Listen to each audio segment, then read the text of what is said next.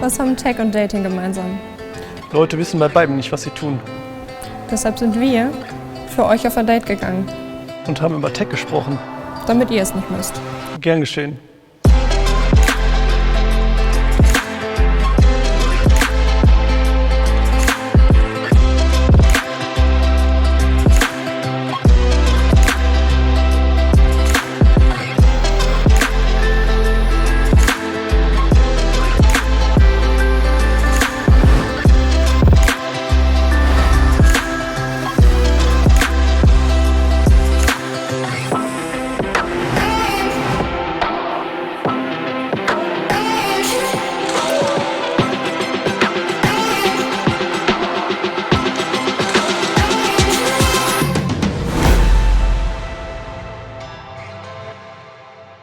Warum haben wir, zumindest so nehme ich das so wahr, in Deutschland noch so eine unglaubliche Resistenz gegen zum Beispiel Cloud-Plattformen? Was ist das? Warum lassen wir uns da nicht gerne drauf ein? Ja, das ist halt so ein bisschen das, was, glaube ich, ganz viele Leute so ein bisschen als German Angst bezeichnen. Also, wo sind meine Daten? Warum sind die nicht bei mir? Warum will ich nicht, dass ein Unternehmen, wo ich irgendwo eine Dienstleistung in Form von Software konsumiere, warum will ich nicht, dass die ihre Daten bei irgendeinem US-Konzern haben? Und das sind ja berechtigte Ängste an vielen Stellen. Aber es befähigt mich nicht unbedingt darin, großartige Produkte herzustellen. Ich bin halt vielleicht auch langsamer, wenn ich das nicht nutze, oder? Genau. Also ich glaube, das Ding ist halt, dadurch, dass wir uns so stark in Deutschland auf dieses Thema fokussieren, also überfokussieren, Datenschutz und Datensicherheit. Das sind total wichtige Themen, keine Frage. Aber dadurch, dass wir diesen harten Fokus darauf haben, haben wir ganz viele andere Länder, die eigentlich den Fokus darauf haben, coole Produkte zu entwickeln und irgendwo die User zu befähigen oder ein tolles Erlebnis zu kreieren. Weil die das nicht so sehr im Fokus haben. Also die kümmern sich darum, weil es ist halt irgendwo ein notwendiges Ding natürlich, aber du hast halt nicht diesen starken Fokus auf, wir müssen immer wieder darüber diskutieren. Irgendwann ist das halt auch tot diskutiert.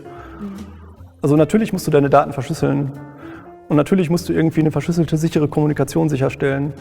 Und du musst auch dafür Sorge tragen, es ist deine Verantwortung als Software-Dienstleister, auch die Applikationen, das, was du baust, die Software, die du baust, so sicher zu gestalten, dass die Nutzer halt kein Risiko eingehen. Aber dann muss halt irgendwann auch mal die Diskussion zu Ende sein. Dann hat man das halt getan und dann ist es halt auch gut. Und dann fokussiert man sich vielleicht eher mal wieder ein bisschen darauf, was ist eigentlich das, was ich irgendwie dem Nutzer geben möchte? Was ist eigentlich das, was den so ein bisschen catcht? Du arbeitest ja jetzt nicht nur mit deutschen Firmen zusammen, du arbeitest international, du arbeitest, glaube ich, auch viel mit UK-Firmen zusammen. Wo siehst du da die Unterschiede? Überall. Also rein kommunikativ ist es einfach ganz anders. Also ich meine, ich kommuniziere in Englisch halt auch anders, als ich in Deutsch kommunizieren würde. Das ist verrückt, oder? Das geht mir auch so. Ja. Es ist viel weniger, ich würde sagen, viel weniger verkopft und viel weniger steif vielleicht. Und man kann sich viel mehr auf das Wesentliche konzentrieren.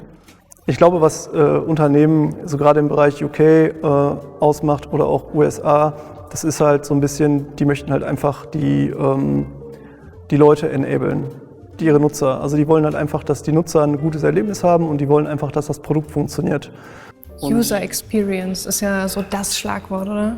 Ja, und es wird halt, ich glaube, ganz oft total falsch gemacht. Also im Sinne von, ich definiere, und das ist halt so dieses typische quasi Wasserfallmodell, wir müssen etwas von Anfang bis Ende durchdefinieren und arbeiten das dann Stück für Stück ab. Genau. Das ist so klassisch, wie ich deutsche Herangehensweise verstehe. Genau, und damit fliegst du halt einfach enorm auf die Fresse. Und wie kommt das? Ja, du baust halt etwas über ein Jahr, rollst das dann aus und dann kommen deine User und sagen, das ist ja total toll, aber überhaupt nicht das, was ich will. Und das, was man eigentlich macht, um da ein bisschen gegenzusteuern, ist agile Methodik. Wir versuchen ein MVP, Minimum Viable Product, zu generieren, also das, was im Prinzip Fragezeichen. Ja, genau.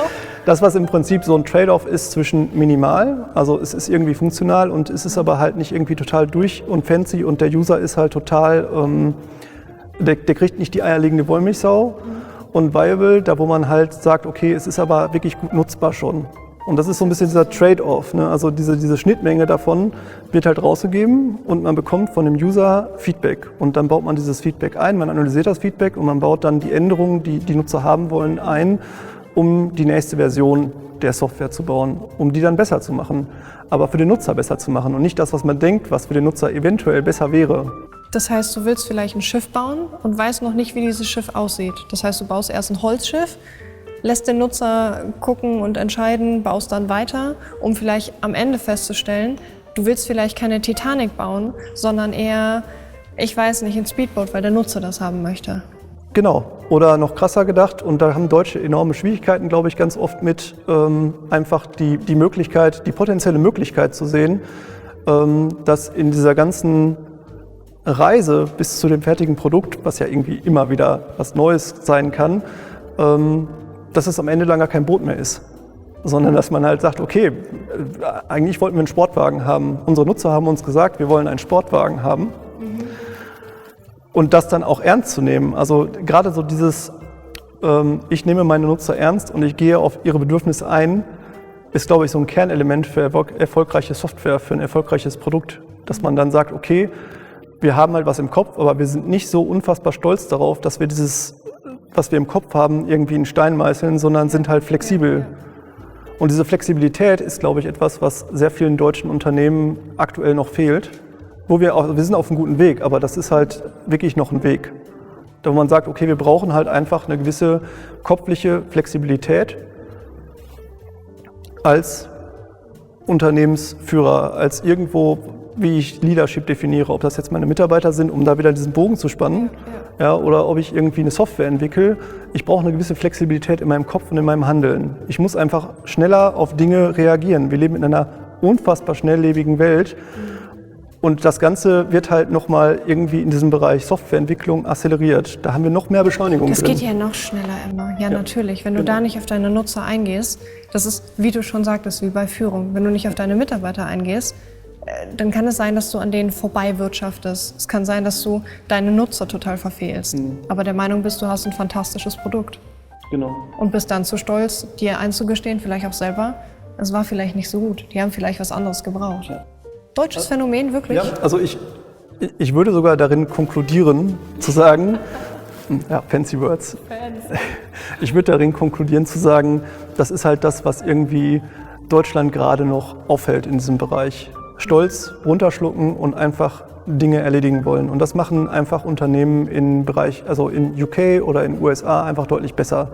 Die sind einfach nicht so stolz. Die sind einfach darauf fokussiert, was Cooles zu kreieren.